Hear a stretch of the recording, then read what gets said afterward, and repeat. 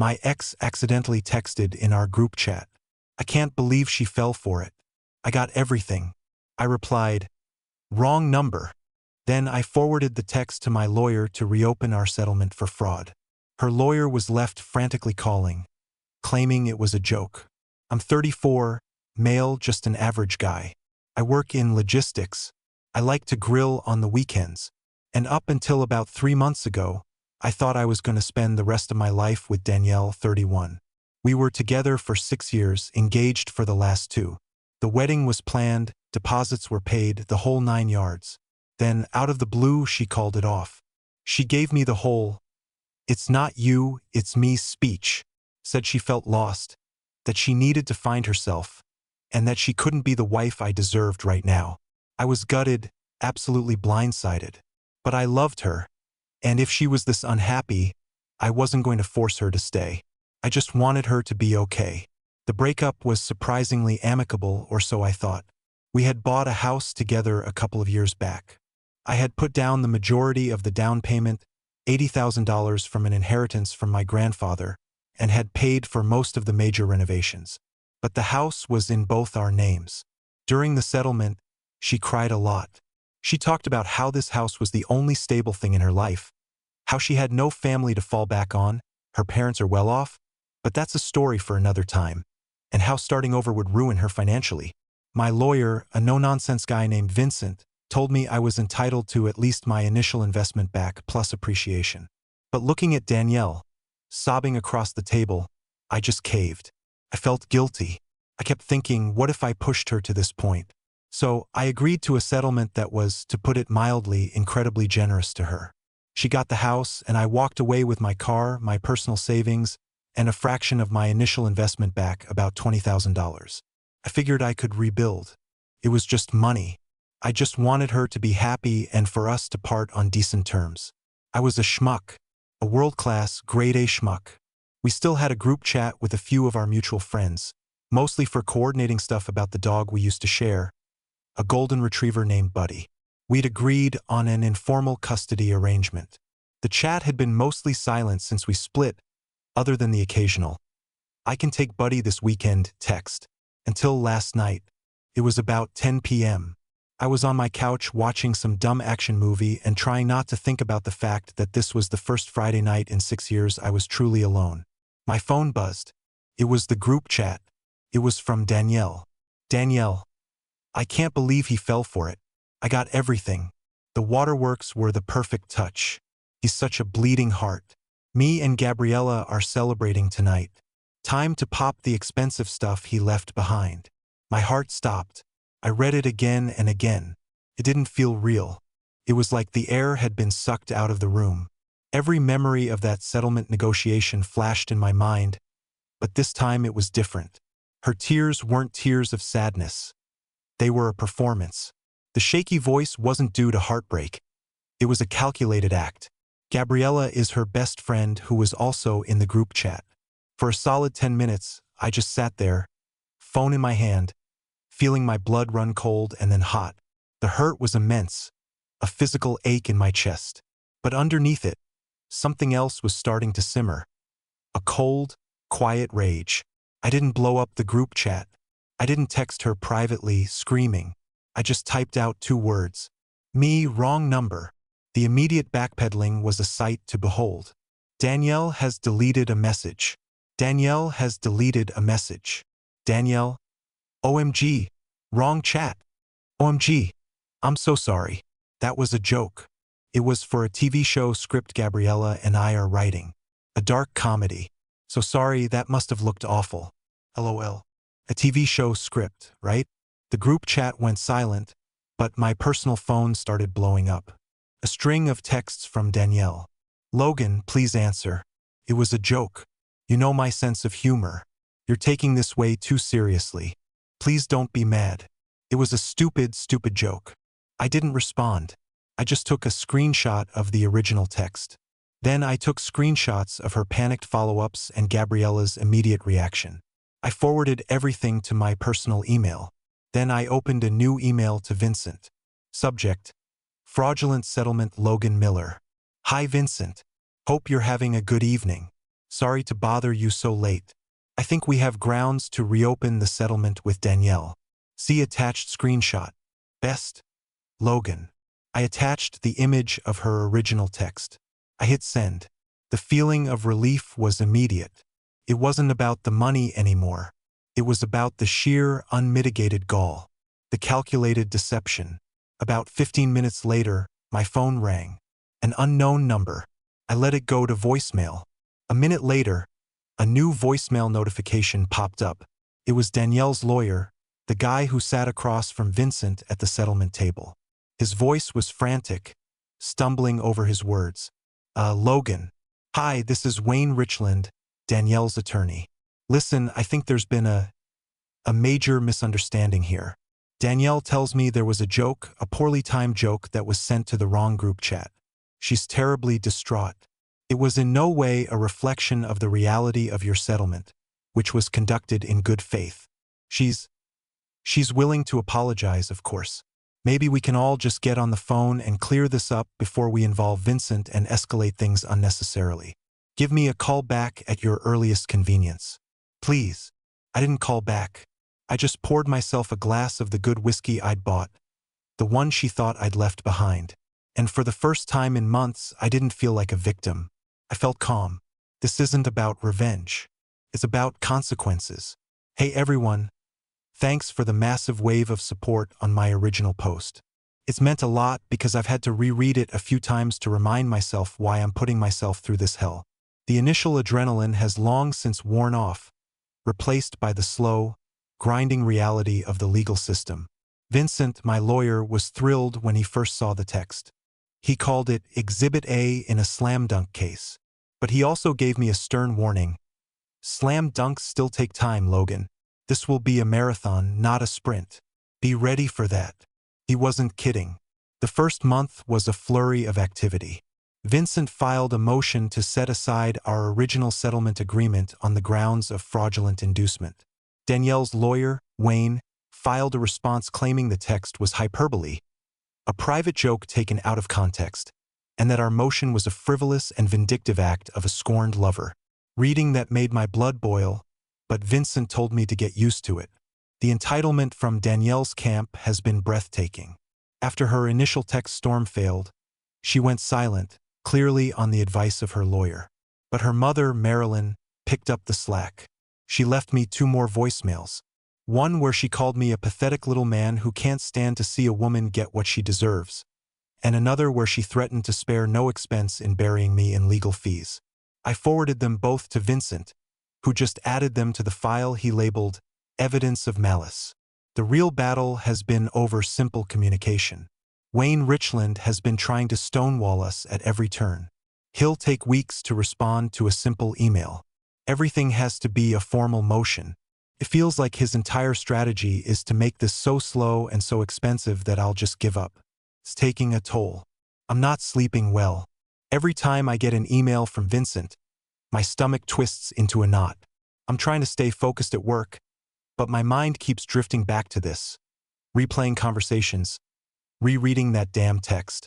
Feels like my life has been on hold for 2 months. We have a preliminary hearing next month where a judge will decide if there's enough evidence to proceed. Vincent says the text alone should be enough, but warned me that judges can be unpredictable. So we wait. Danielle tried one last-ditch effort to get to me directly. She dropped Buddy, our dog, off at my apartment last week. When I opened the door, she put on the waterworks again, the same performance I saw at the settlement. Logan, please, she whispered. Don't do this. Don't take the house from me. It's all I have. A few months ago, that would have broken me. But now, all I could see was the actress. All I could hear was the echo of her text. The waterworks were the perfect touch. I just looked at her, then looked down at Buddy, who was happily wagging his tail. You should talk to your lawyer, Danielle, I said, and closed the door. This is harder than I thought it would be. But every time I feel like giving up, I remember why I started.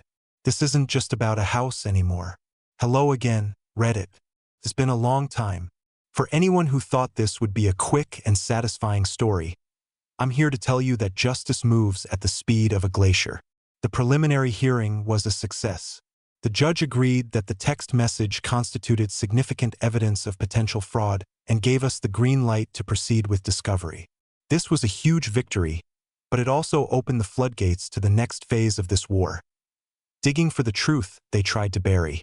Vincent immediately subpoenaed phone records and financial statements for both Danielle and Gabriella. As expected, their lawyer fought it viciously, claiming it was a massive invasion of privacy.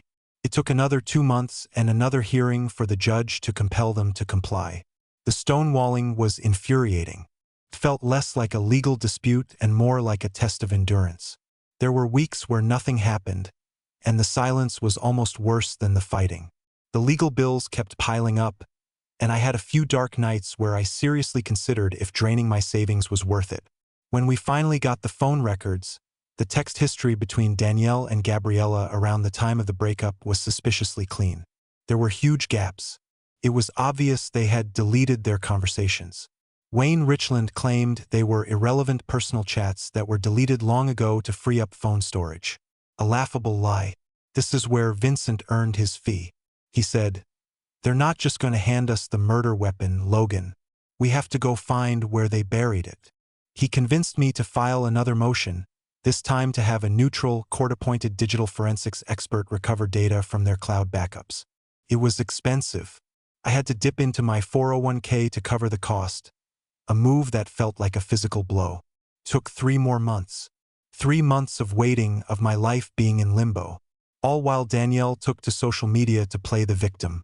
She posted sad, vague statuses about being hounded by a vengeful ex and fighting for her home. She posted old photos of us looking happy with captions like, "Remembering when life was simple and people were kind." It was a masterclass in manipulation, and it worked on some people. A couple of old friends, like Juan, reached out to tell me I should just let it go and move on. I cut them out of my life. Then, last week, the forensics report came in, and it was a goddamn novel of their deceit. The expert recovered a trove of deleted iMessages. Not one perfect smoking gun, but something far more damning. A pattern. A meticulous, calculated plan stretching back months before our breakup. February, for months pre-breakup. Gabriella to Danielle, "If you're really this unhappy, you need an exit strategy. You can't just walk away from the house equity." March. Danielle to Gabriella, "I'm going to start laying the groundwork. More talk about feeling lost and confused. He's a fixer. He'll try to fix me instead of seeing what's coming." April. Gabriella to Danielle, "When you do it, you have to be the victim. Total emotional breakdown. He can't handle you crying. Use it." May, a week before the breakup. Danielle to Gabriella, "He just paid for that big landscaping project. The timing is perfect. The value just went up. I'm thinking next week. I'm practicing my 'it's not you, it's me' speech. So hard not to smirk." Reading it felt like I was being stabbed over and over again. The casual cruelty, the long-term planning. It was sociopathic. The woman I loved and worried about never really existed. She was a character they had created to defraud me. I didn't feel triumphant. I just felt empty and very, very cold. Vincent said, "The depositions are next. This is the beginning of the end for them." I hope he's right. I don't know how much more of this I can take. It's been almost a year since that text message blew up my life. The depositions were scheduled for last month. I was a wreck leading up to it. This was the first time I'd be in the same room as her since that day she dropped off the dog. Vincent prepped me thoroughly. He said, "They're going to lie. They're going to stick to the 'it was a joke' story. We let them. We give them enough rope to hang themselves before we show them the noose." Danielle went first. She walked into the conference room looking polished and confident, but her eyes were brittle. She started off strong, sticking to her story under Vincent's gentle questioning. The group chat text was a dark joke. The settlement was fair and amicable. She felt terrible financial and emotional distress during the breakup. She was a convincing liar. I'll give her that. Then Vincent slid a binder across the table. "I'd like to direct your attention to a series of recovered text messages from last spring." He didn't start with the most damning ones. He started small. A text about her parents paying off her credit card bill 2 months before she claimed she had no family support. A text from Gabriella talking about the new designer bag Danielle bought the week after our amicable settlement. Each one was a small poke. Danielle's composure started to crack. "I don't recall" became her mantra. "This is out of context." Then Vincent turned to a new page. "Could you please read the message you sent to Ms. Ross on May 12th? He asked, his voice still calm. She read it silently, her face turning ashen. It was the practicing my speech, so hard not to smirk text. "I'll read it for the record," Vincent said. "I'm practicing my 'it's not you, it's me' speech, so hard not to smirk." "Ms. Evans, what did you mean by that?" Silence. She just stared at the paper. Her lawyer, Wayne, put his hand on her arm and said, "We're taking a break." Gabriella's deposition was even more of a train wreck. She tried to be defiant, but when Vincent presented her with the texts where she was actively coaching Danielle, "You have to be the victim. Use it," she completely fell apart.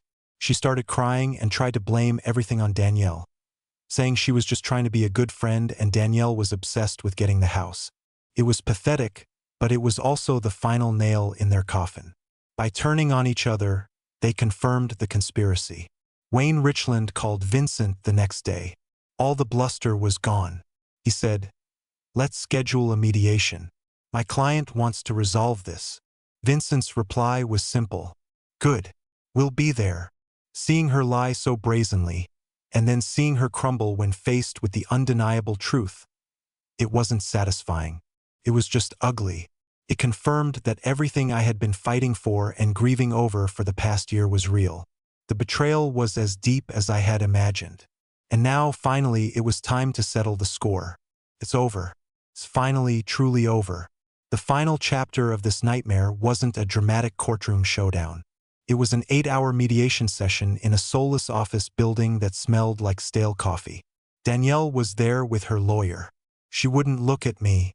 She looked thin, tired, and angry. The confident actress was gone, replaced by someone who knew she had lost. Vincent laid out our opening demand: immediate sale of the house, full repayment of my $80,000 investment, 75% of the remaining equity, all of my legal and forensic expert fees paid, and a significant 6-figure sum in punitive damages for the intentional fraud. Wayne, her lawyer, audibly scoffed, but there was no real fire in it. Their counteroffer was a joke, and the next several hours were a painful, slow negotiation with a mediator shuffling between our two rooms. Every time my resolve wavered, Vincent would point to the binder of evidence on the table. "They planned this, Logan. They mocked you. Don't forget that." In the end, we reached an agreement. It was brutal, but it was just. The house was ordered to be sold. It took another 3 months on the market in a cooling economy. 3 more months of limbo, but it sold. Restitution. From the proceeds, my $80,000 inheritance was paid back to me first. Equity split. After paying off the mortgage, we agreed on a 70/30th split of the remaining profit in my favor. This was the biggest point of contention, but when Vincent threatened to take the recovered texts to a jury, they folded. Fees and damages. Danielle had to pay for all of my attorney's fees and the cost of the digital forensics expert out of her share. We also agreed on a sum for punitive damages. It wasn't the lottery, but it was enough to sting and to make a point. When the dust settled and all the checks cleared, I was made whole. I had my inheritance back, my legal fees were covered, and I had a substantial sum from the equity and damages. Danielle, after paying me, her own lawyer, and her debts, walked away with next to nothing from the asset she had schemed so hard to get. She had to move back in with her parents. Her friendship with Gabriella is obliterated. I heard they're threatening to sue each other now. There was no joy in this victory, just exhaustion. I won, but it cost me 14 months of my life. Cost me thousands of dollars out of pocket before I was reimbursed. It cost me my belief in the person I once loved and my ability to trust people easily. I bought a small condo in a different part of the city. It's mine, just mine. Buddy is asleep at my feet, his snores filling the quiet space. For months, the silence felt like loneliness. Now it's starting to feel like peace. This whole ordeal changed me. The bleeding heart she mocked is gone, replaced by scar tissue. I don't know if that's a good thing, but it's what's real. She sent that text to brag that she got everything. But in the end, her everything turned out to be nothing. And me? I lost a fiancé and a year of my life, but I got my self-respect back. I got my future back. And after everything, I'm starting to think that's worth more than the house ever was.